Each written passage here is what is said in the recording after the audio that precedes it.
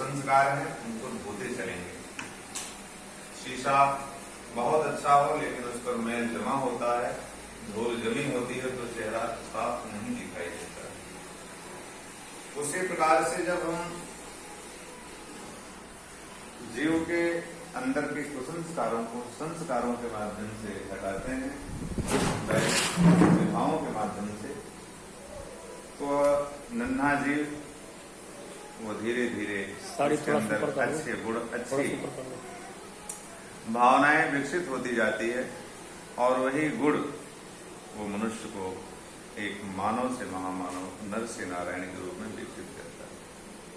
ये 9 महीने का काल होता है। ये बहुत ही सावधानी का समय होता है, बहुत ही संयमित समय होता है। इसमें हमें विशेष ख्याल अपने घर में पल रहे बच्चे के लिए करना चाहिए।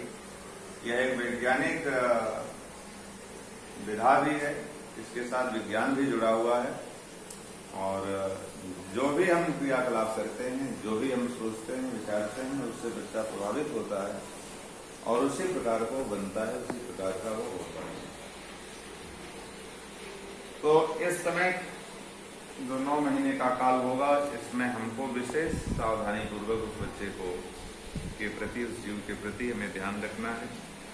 अपने को अच्छे विचारों से, अच्छी भावनाओं से ओतप्रोत रखना है और सदैव अच्छा चिंतन, प्रसन्नता बना करके रखनी है, जिससे वो बच्चा स्वस्थ हो, प्रसन्न हो, संयमी हो, गुणवान हो, विद्वान हो और अपने कुल घर का, अपने घर परिवार का मान बढ़ाने वाला हो। कोई ऐसा दुराचारी, कोई ऐसा अनिति करने वाला कोई आत्मा, क्योंकि अंतरिक्ष में सारी आत्माएं घूम रही हैं, ऐसी कोई आत्मा अगर आ गई तो फिर पूरी व्यवस्था को ध्वस्त कर सकती है। आज जो आतंकवादी हैं, जो नाना प्रकार के अनाचारी लोग हैं, वो भी किसी न किसी के माता पिता के पुत्र ही हैं, किसी के लड़के ही हैं, लेकिन वो कुसंस्कारों के कारण, भटकने के कारण वो आज विध्वंसकारी कार्यों में लग जाते हैं, अपना भी नुकसान करते हैं, औरों का भी नुकसान कर बैठते हैं। तो इनसे बचाने के लिए हमें दैवी सहारा, ईश्वर का सहारा, परमात्मा का आश्रय, गुरु का आश्रय, मातृसत्ता का आश्रय हमें लेना चाहिए और उनके सानिध्य में 9 महीने का, माता सीता ने ऋषि के आश्रम में रह करके 9 महीने का काल व्यतीत किया था, तो उनको लौ कुश जैसे पुत्र प्राप्त हुए थे। पुत्र या पुत्री, इसमें भेद भी नहीं करना है, ये भगवान की व्यवस्था है।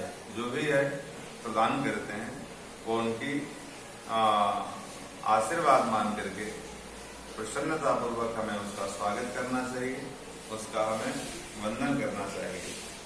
आइए उसी के लिए बच्चा स्वस्थ हो, सुगढ़ हो, सुंदर हो, हर दृष्टि से, शारीरिक, मानसिक, आत्मिक, तीनों से वो विकसित बच्चा जन्म ले। इसके लिए ये बट वृक्ष, पीपल और गिलोय का एक मिश्रित औषधि दी जा रही है, जिससे बच्चे के अंदर विशालता जैसे गुण विकसित हो और देवत्व उसके अंदर विकसित हो। पीपल देव योनि का वृक्ष माना जाता है और जो गिलोय है उसके अंदर ऐसा गुण होता है कि थोड़ा भी सहारा अगर मिल जाए तो वृक्ष की ऊंचाइयों पर भी पहुंच जाता है। तो बच्चे के अंदर ऐसा गुण हो कि वो थोड़ा भी उसको सहारा मिले, कम व्यवस्थाओं में भी, कम सीमित साधनों में भी वो अपनी ऊंचाई को छू ले, अपनी ऊंचाई को प्राप्त कर ले। ऐसा हम भगवान से प्रार्थना करते हुए यह औषधि हाथ में आप पकड़ें, हाथ में देख लीजिए और जब मंत्र बोलेंगे तो इसे नासिका के पास ले जाकर के इसके औषधीय गुणों को आपको सूंघना है, भावना करना है कि इसके अंदर जो श्रेष्ठ गुण है, जो इसके अंदर श्रेष्ठ संस्कार छिपे हुए हैं, वो हमारे इन सांसों के माध्यम से गर्भ में पल रहे बच्चे को प्राप्त हो रहे हैं। और जो मंत्र बोला जा रहा है उससे इस उद्देश्य की पूर्ति हो रही है, सहयोग प्राप्त हो रहा है। तो आइए इसी भावना के साथ हम अपने घर में पल रहे बच्चे को श्रेष्ठ संस्कार प्रदान करें। ओम अदब, नाक के पास ले जाएं। ओम अदभ्यः संभृतः पृथिव्यैरसाच्च विश्वकर्मणः समवर्तताग्रे तस्य तुष्टाविदद्रुद्रूपमेति तन्मर्तस्य देवत्वमाजानमग्रे। गहरी सांस खींच के सूंघ लें और उसके बाद फिर कटोरी को रख दें। यह गर्भ कौतुक नहीं है, ये कोई लज्जा की बात भी नहीं है, यह सृष्टि की व्यवस्था है और ये एक बहुत बड़ी जिम्मेदारी हमें प्राप्त होती है। इसमें पति पत्नी का बहुत बड़ा रोल होता है कि हम अपने परिवार को, समाज को एक अच्छी संतान दें, एक श्रेष्ठ संतान। हमारा बच्चा राम जैसा हो, भरत जैसा हो, शत्रुघ्न जैसा हो, लक्ष्मण जैसा हो, हमारा बच्चा विवेकानंद जैसा हो, हमारा बच्चा महान हो, ऐसा हम जिम्मेदारी हम लेते हैं। गर्भ का पूजन करते हैं, जो हमारे घर में आया है इसका स्वागत करते हैं। गर्भ पूजन का अर्थ है स्वागत करना। और एक हमारे घर में नया अतिथि आ रहा है, कोई अतिथि आता है तो उसके लिए हम तैयारी करते हैं, तो उसके लिए हम व्यवस्थाएं बनाते हैं, उसका सम्मान करते हैं। तो उसकी स्वागत करें हम। हाथ में पुष्पक्षत ले लें और